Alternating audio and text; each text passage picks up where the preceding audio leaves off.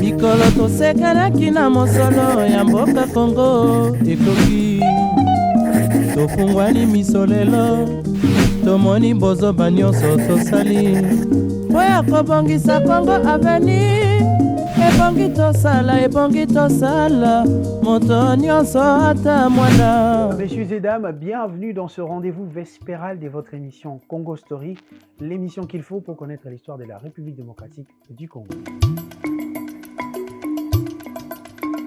Aujourd'hui, le sujet qui nous intéresse est un peu mystique, car nous parlons de la royauté et surtout de la mort d'un roi. Pourquoi on en parle? Restez là. Dans les anciens royaumes d'Afrique centrale, la mort d'un roi n'était jamais un simple enterrement. Le souverain était considéré comme un être sacré. Il était lié aux ancêtres, à la fertilité de la terre et à l'équilibre du royaume. Même après sa mort, l'esprit du roi devait contribuer à protéger le peuple. C'est pourquoi le royaume Congo, Luba et Kuba avaient développé des rites funéraires extrêmement élaborés qui mêlaient la spiritualité, la politique et la mémoire dynastique. Dans le royaume Congo, par exemple, la disparition du Mani-Congo était annoncée par une phrase symbolique. On disait « le feu est éteint ». Ces feux sacrés, allumés lors de l'intronisation du roi, représentaient la vie spirituelle du royaume. Lorsque le roi mourait, tout le pays entrait dans une période de deuil et de transition politique. Après l'arrivée des Portugais au 7e siècle, la christianisation du royaume, plusieurs souverains furent enterrés dans des églises à Mbanza-Congo, l'ancienne capitale du royaume Congo. Mais derrière des rites catholiques, les anciennes traditions africaines continuaient d'exister. Les archéologues ont retrouvé des tombes royales contenant des objets personnels, des symboles de pouvoir et des éléments de rituels montrant que la mémoire du roi devait rester vivante même après sa mort. Chez les Bakongo, certaines reliques royales pouvaient être conservées, notamment le crâne ou des objets ayant appartenu au souverain. Ces reliques servaient pendant des cérémonies de succession afin de permettre symboliquement l'autorité au nouveau roi.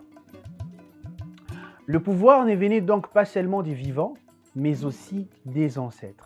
Dans l'empire Luba, cette relation avec les ancêtres était encore plus profonde.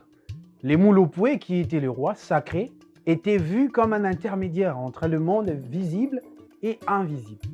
À sa mort, certaines reliques de son corps étaient conservées dans des objets sacrés appelés dikumbo.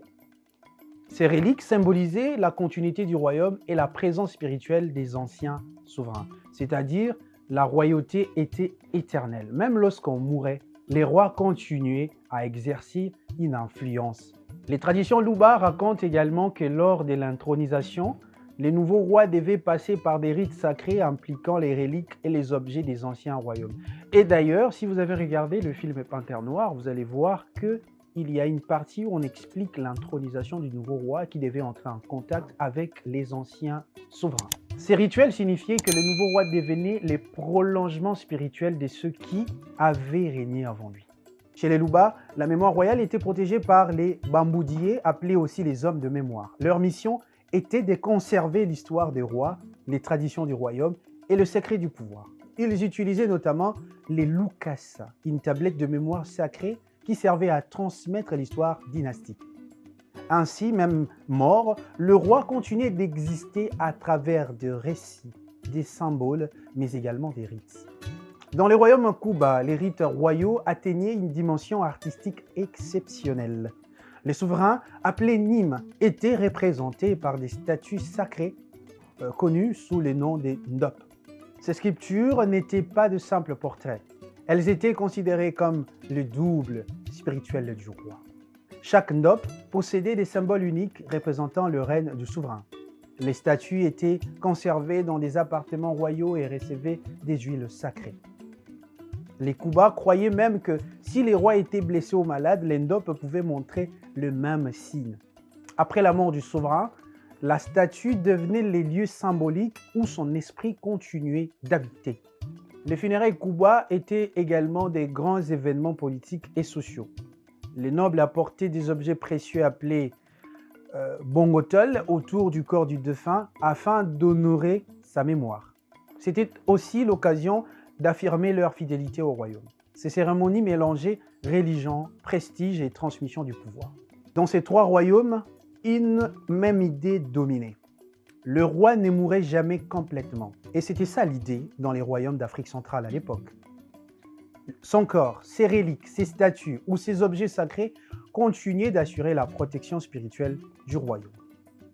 Le souverain devenait alors un ancêtre royal, gardien invisible du peuple et garant de la continuité politique. Ces traditions montrent surtout que les civilisations d'Afrique centrale avaient développé des systèmes politiques et spirituels extrêmement sophistiqués bien avant la colonisation. La royauté n'était pas seulement un pouvoir administratif, c'était lié à la mémoire, au sacré, aux ancêtres et à l'équilibre même du monde. Mesdames et messieurs, c'était là le billet des Congo Story. Aujourd'hui, nous nous sommes intéressés à la mort du roi. On a parlé du royaume Kuba, Congo et Luba.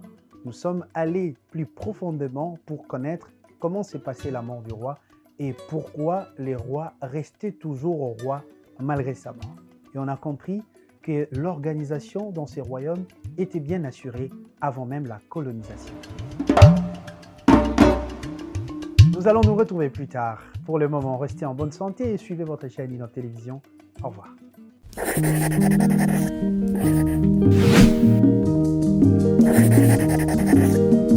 mikolo tosekanaki na mosolo ya mboka Kongo ekoki tofungwani miso lelo tomoni bozoba nyonso tosali mpo ya kobongisa Kongo aveni ebongi tosala moto nyonso ata mwana